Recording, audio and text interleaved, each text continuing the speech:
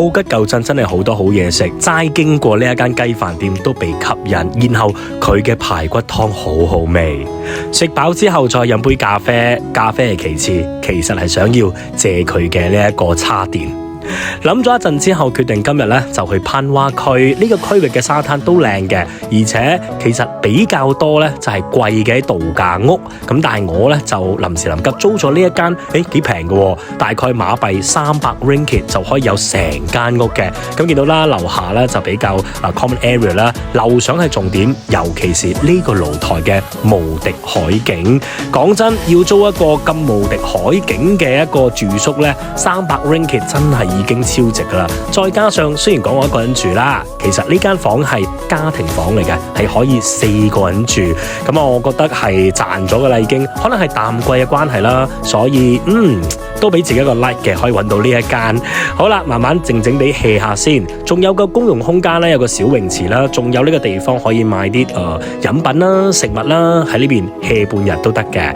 如果你想行出嚟嘅話，冇錯啦，大概5分鐘咧，沿住條小路就可以抵達呢一個攀蛙區嘅好靚嘅海灘。其實呢個海灘咧人係比較少啲嘅，雖然都有啲遊客，但係真係少嘅。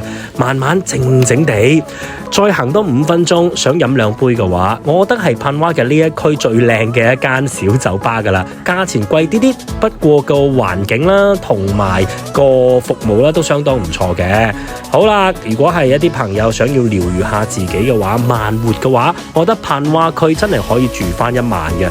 當然唔驚成可以住2日啦，附近都有便利店嘅，晚餐時間附近有餐館嘅，好有誠意啊！旅行好奇怪，唔知點解咧？食飽之後一定要去七仔睇一睇喎。除咗飲品咧，都忍唔住買咗呢一個牙膏嚟嘅，近期好紅啊佢。好啦，再行一行嘅沙灘之後，再翻自己住宿，飲翻2杯瞓覺。朝早時間呢個地方咧，都算可以話睇到少少日出嘅，再加上咧個住宿嘅景好靚啦，所以就自製咗簡單嘅一個早餐，睇住嘅景，食住個早餐，我諗都好緊要舒服嘅。食完之後再行一行個沙灘，就要準備 check out 離開呢個地方啦。又係 check out 嘅時間啦。好啦，同個海景講聲 check out 之後再食個午餐，見到喺半路上咧，其實呢一間咧係一個豬腳飯嘅店，咁評分好高啦，所以過嚟睇一睇啦。佢係湖畔邊嘅，真係好緊要好食啊！佢嘅豬腳飯忍唔住真係。咁走之前咧都打包到啲小吃嘅。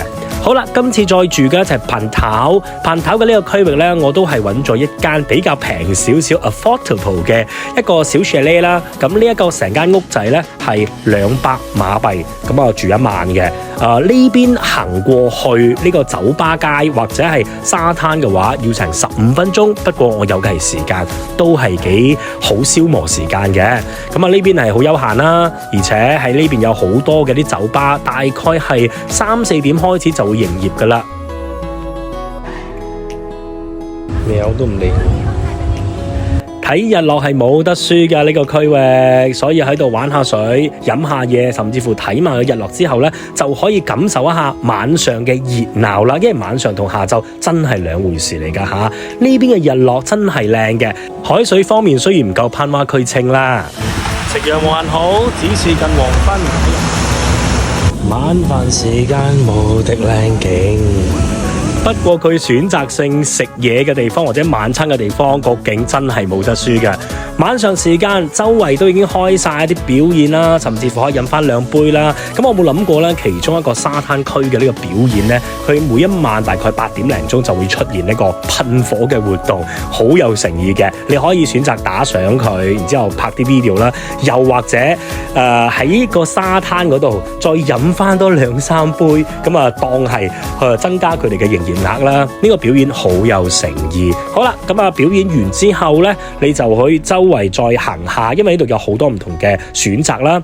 例如話行5分鐘呢，其實我之前嚟過呢一間嘅，呢間睇日落都好靚嘅。只不過你再行多5至10分鐘嘅時間到達呢個區域，佢隔離呢個先值得啊！佢隔離呢個呢，其實係 beach club 嚟嘅。咁啊晚上嘅時間呢，好休閒啦，再加上開燈之後嘅感覺亦都唔一樣喎，有少少冇錯啦，藍眼淚嘅 feel。咁啊佢嘅物價可能高少少，不過我覺得如果以呢個景嘅話 OK。好似好好味咁喎。 10幾分鐘行返屋企，係乾撈嘅，結果我抌晒所有嘢落去咗。OK，應該都好味嘅，我諗。又係一個好正嘅朝早啦，食早餐時間 check out 之後咧，大概行10幾分鐘返呢個海灘，然後唯一比較早開嘅咖啡店就係你見到啦嗰間啦。之後咧臨走之前真係忍唔住，一定要食多個午餐。飛返馬來西亞啦，好期待下一趟 solo trip Anson de Thailand。